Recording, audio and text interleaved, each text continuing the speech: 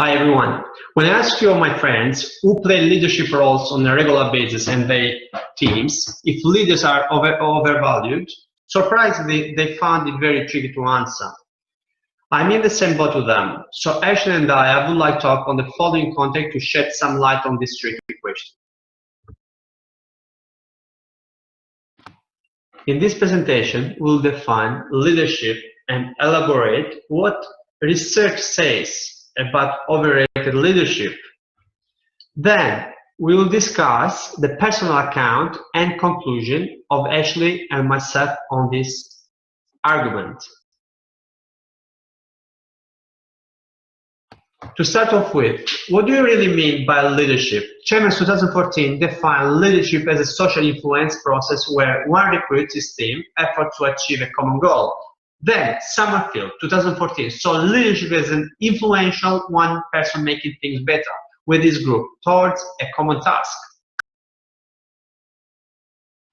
Dr. Lewis 2012 listed 7 qualities of leadership. Achievement. Leaders should be able to enhance their business. Expertise. Being an expert in the relevant field. Inspirational. Inspiring the team. Initiative. Take the first step. Impressive. Physical qualities. Being an example of action. Emphasizing and effectively communicating with the group. To further simplify our argument, is leadership overrated? Here we focus on whether leadership is given a necessary value as both overestimation and underestimation enormously impact leaders' role, thus affecting followers and organizational outcomes. In modern society, the notion of the leader is often viewed in conjunction with the idea of the leader being a hero. The leader is viewed as the one individual we can turn to in order to guide us and make those important decisions. Whether that be a manager making decisions on behalf of their team or a parent on behalf of a child, too often followers defer to the hero character to guide them. Leaders inherently want to control aspects of their environments and usually want to have a hand in all things that fall within their domain.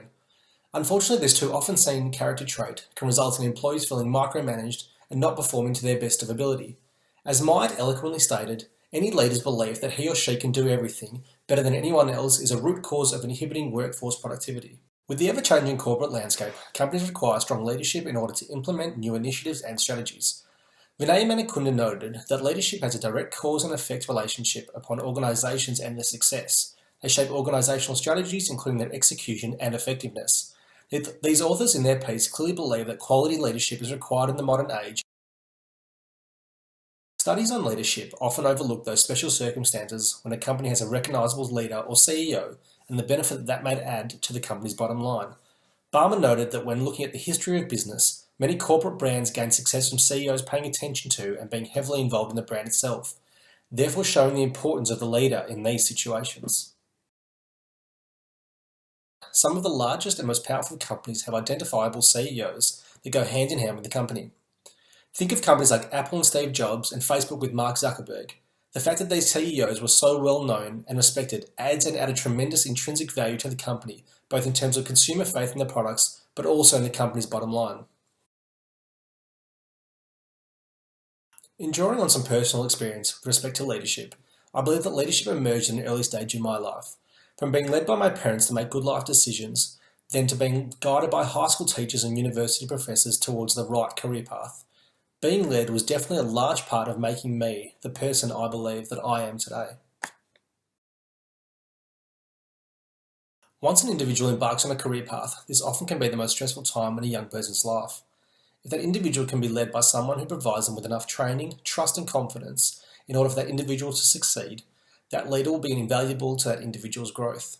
In these situations, leaders become invaluable as they can really get the individual on the right start in their career. Once I graduated from law and began my career, I found my first role to be one of the most daunting times of my life, not being sure of myself, knowing what I could and couldn't do within the working environment. I was fortunate enough to have a manager in my first role that instilled a sense of trust in me, who provided me with necessary confidence and ability to succeed without the consequence of failure being loomed over my every thought. Trust is one of the biggest factors in a good leader-follower relationship. If the employer, manager or leader is able to trust the employee and vice versa, this can result in great results for both parties as well as the company. Tanya stated that once trust is given to the employer to perform their duties, this too results in management being entrusted, which will ultimately lead to staff retention and saving to the company as a whole. And to conclude my point of view, I believe that when leaders are placed on a pedestal and treated like a hero, employees will never flourish in their circumstances and reach their full potential. In these circumstances, I believe that leadership can definitely seem to be overrated. Conversely, if the leader instills a sense of ownership for the employee and confidence, the leader's role could not be any more valuable in getting the company to where it ought to be.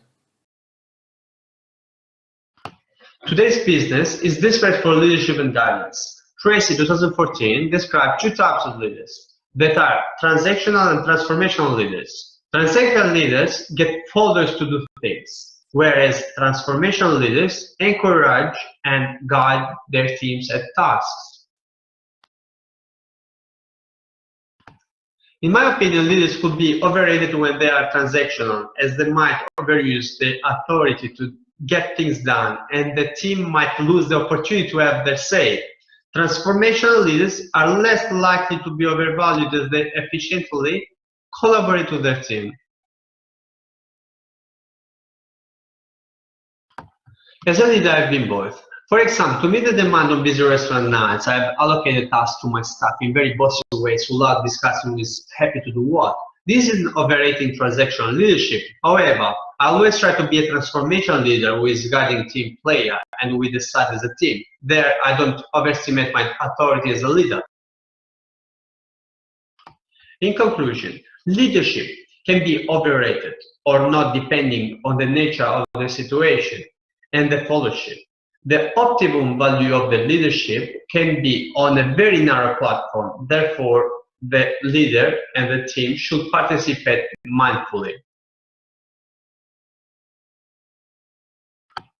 Here is the list of references we use to support our argument. So what do you think? Is leadership overrated? Please feel free to raise your questions or opinions. Thank you for joining us.